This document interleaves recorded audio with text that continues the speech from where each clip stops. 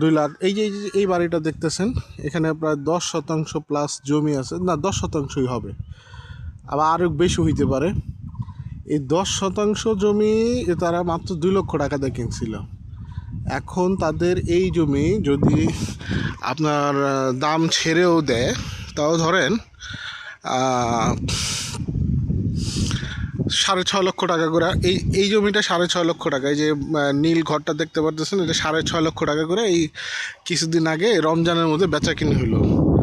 আর এই জমিটার দাম, যদি এই জমির দাম হিসাব করি, তাহলে এই জমির দাম আছে 60 লক্ষ টাকা।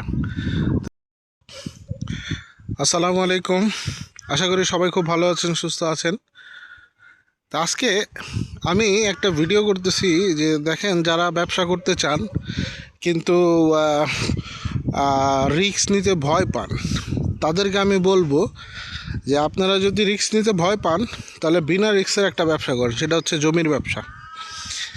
এই যে এইখানে আপনারা যে জমিগুলো দেখতে পাচ্ছেন, এটা হচ্ছে আপনার ফরিদপুর সদরে, এটা ফরিদপুর সদরের মধ্যে। এখানে দেখেন এই জমিগুলো, এখান থেকে ফরিদপুর নিউ মার্কেট যাইতে মাত্র 10 টাকা গাড়ি ভাড়া লাগে। তো এখানে যে জমিগুলো দেখতে পারতেছেন, এই জমিগুলা গত 5-6 বছর আগে যারা ক্রয় করছে, তারা সবাই দেখা গেছে 10% জমি আপনার ধরেন 1 লাখ, তাহলে জমিটা ক্রয় করছিল মাত্র 2 লক্ষ টাকা দিয়ে। এখন এই জমির দাম 60 লক্ষ টাকা। আমি আরও 50,000 টাকা করে বাদ দিলাম, আরও যদি 50,000 করে ধরি, আরও 5 লক্ষ টাকা, প্রায় 65 লক্ষ টাকা তার এই জমিটার দাম। আর যে ঘর আছে এটা তো আছেই। তাহলে এইটার পাশে এই যে দেখেন জমি, এই কোনো জমি আর খালি নাই। শুধুমাত্র এইখানে এই যে আমি যে প্লটটাতে দাঁড়ানো আছি, এই প্লটে 4% জমি খালি। তাও এটা হয়তো বা খুব শীঘ্রই সেল হয়ে যাব।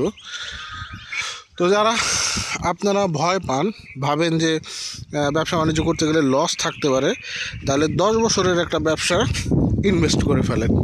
এই জমিটা এরকম জমি ক্রয় করে রাখেন, করার পর দেখবেন যে 10 বছর পরে আপনার রিটার্ন ভালো। আপনার যদি ক্যাপাসিটি থাকে, টাকা থাকে, 10% জমি কিনে রাখেন। 10% জমি কিনে ধরেন 10 বছর পরে আপনি বাড়ি করবেন, 5% জমি বিক্রি করে দেবেন।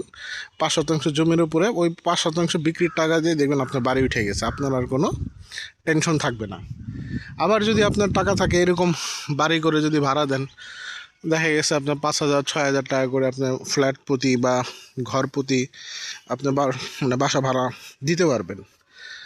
তাহলে যারা নির্ভেজাল ঝামেলামুক্ত থাকতে চান, তারা এরকম জমি কিনে জমির উপরে ইনভেস্ট করেন। এছাড়াও আপনার ধরেন অনেক টাকা থাকলে আপনি যদি এরকম জমি কিনে যারা ফসল করে তাদেরকে বর্গা দিয়ে দেন, সেখান থেকেও আপনার কিছু ফলন আপনি পাবেন। তো যাই হোক, যারা ভয় পান ব্যবসায়, তারা জমিতে ইনভেস্ট করেন, এটা হবে আপনার একটা রাইট ডিসিশন। তো সবাই ভালো থাকবেন, আমাদের জন্য দোয়া করবেন। আসসালামু আলাইকুম, আল্লাহ হাফেজ।